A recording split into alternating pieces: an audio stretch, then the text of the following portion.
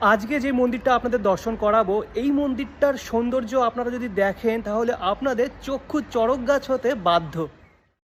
নদিয়া জেলার কৃষ্ণনগরে নবদ্বীপঘাট যাওয়ার পথে খুঁজে পেলাম এক গুপ্তরত্ন। এটি হলো শ্রী শ্রী ভক্তিকেবল ঔরুলুমি গৌড়ীয় মঠ। বিপুল পরিমাণ জমির উপর এই মন্দিরটি বিরাজমান।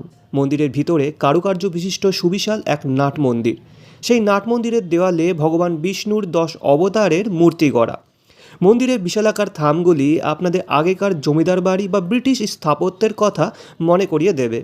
মন্দিরের সম্মুখে বিশাল এক উঠোন, সেখানে নির্মাণ হচ্ছে পুরীর জগন্নাথ দেবের মন্দিরের আদলে একটি মন্দির। মন্দিরের একপাশে বিশালাকার অংশ জুড়ে মন্দিরের চাষের জমি, সেখানে চাষ হচ্ছে বাঁধাকপি, ব্রোকলি সহ নানান সবজি। নাট মন্দিরের দুপাশে লম্বা এক করিডর। মন্দিরের 3টি গর্ভগৃহ আছে।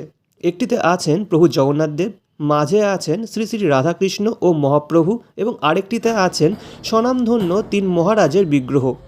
মন্দিরটি খোলা থাকে সকালে 10:30 পর্যন্ত এবং বিকেলে 4:30 থেকে 7:30 পর্যন্ত। একটি ভিডিও আছে আমার ইউটিউব চ্যানেল উইশ বাকেটে, দেখতে পারেন।